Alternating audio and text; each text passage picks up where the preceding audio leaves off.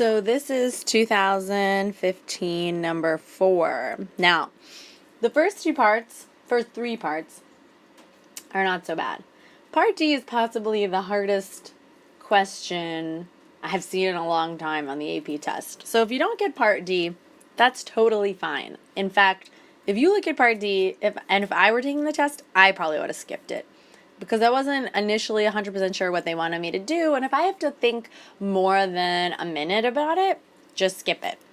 But I'm going to go through. I'm not going to do the slope field. You can look it up online.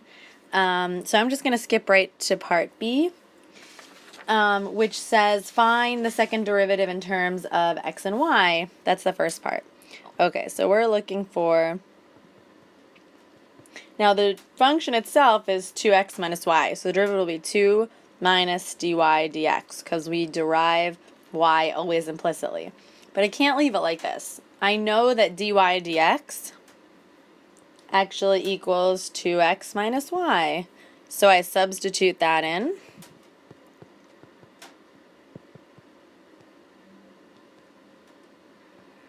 And make sure that you distribute. So this is the second derivative. Now it says determine the concavity of all solution curves for the given differential equation in quadrant 2 and give a reason for your answer.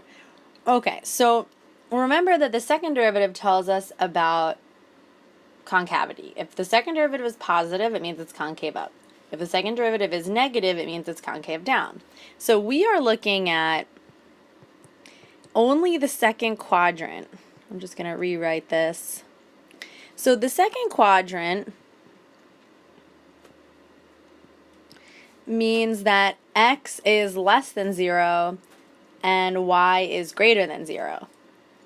Well, let's take a look at what this would look like. Okay, so if I did that, let's say I had 2 minus 2 times a negative number plus a positive number.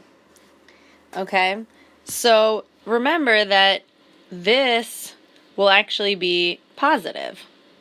So now I've got 3 positive numbers. So that means I can say that this will always be positive in the second quadrant. So positive in quadrant 2. So we can say that f of x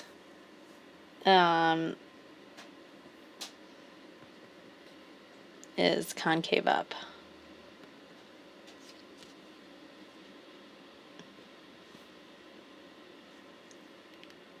Actually, what you really should say is, because this is a differential, you should say all curves. So all solutions in quadrant 2 are concave up. Okay. Part C. Part C says let y equal f of x be the particular solution with the initial condition. Okay, so that means y is 3 and x is 2, which you have to remember, because that's going to be true even in the derivative, which is what confuses students about this question. So it says, does f have a relative minimum, max, or neither at x equals 2? So we know that dy dx equals 2x minus y. So I'm just going to plug in 2 and 3. And that equals 1.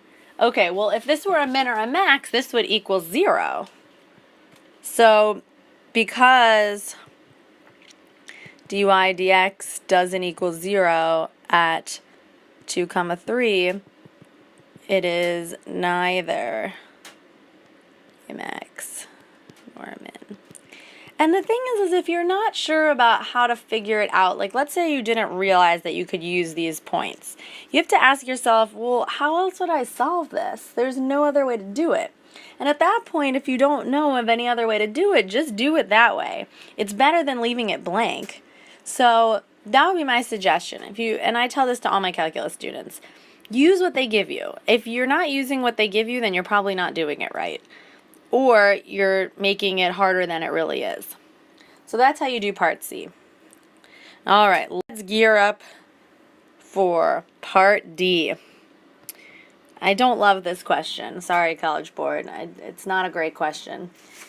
But they want find the values of the constants m and b for which y equals mx plus b is the solution to the differential equation. Okay, so what this means is that if this is a solution, so y equals mx plus b is like the integral, essentially, of dy dx, something like that. This is like kind of a general thing. You can't really say it like this. But if you're thinking about it like this, then remember that instead of really thinking about it like that, remember that dy dx is the derivative of y equals mx plus b. That's really how you should think about it. So what is the derivative of this? Well, the derivative is just m. Oh, well, m is the derivative. And I know I've got dy dx is the derivative of this. So that means that dy dx has to equal m. So dy dx has to equal m, which means that 2x minus y equals m. Okay. So what I'm going to do is I'm going to get everything on one side and 0 on the other.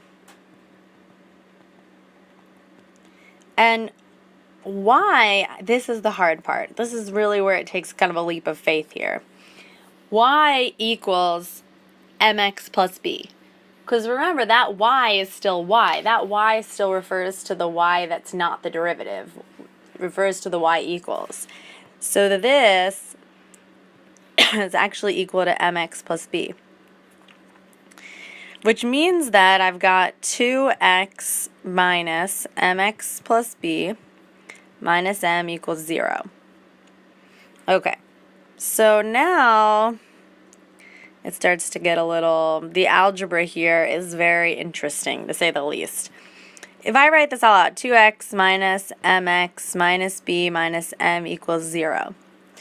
Okay, so here's what you have to do. The good news is that it's set up nicely so that you can see the grouping that you're going to have to factor pretty much immediately. I'm going to take out an x.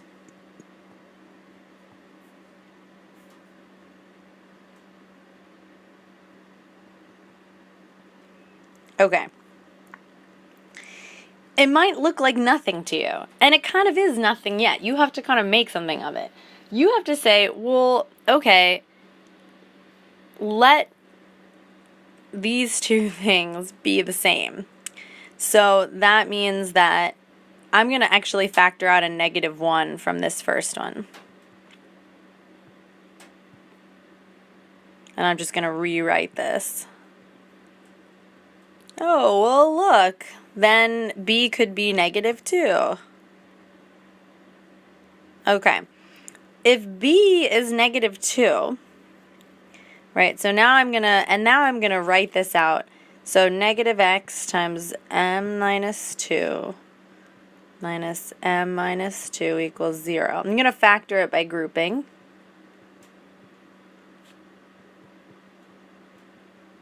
Well, then that means that m has to be 2.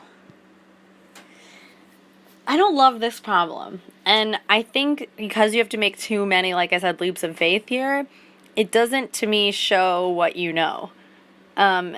It just shows how well you can do substitution and kind of make some educated guesses. But this is the solution for it. This is what the AP board has released. This is their reasoning. And it is worth 3 of the 9 points. So, but the good news is that this part, like if you were to just make it to here, to here, this is worth a point, and this is worth a point. So that's good, and then the rest of it is worth a point. So if you can make it to those two things, like that's good. You've got 2 of the 3 points. So it's always good to do as much as you can, and then, you know, do the best you can for the rest of it. So that is 2015 question 4.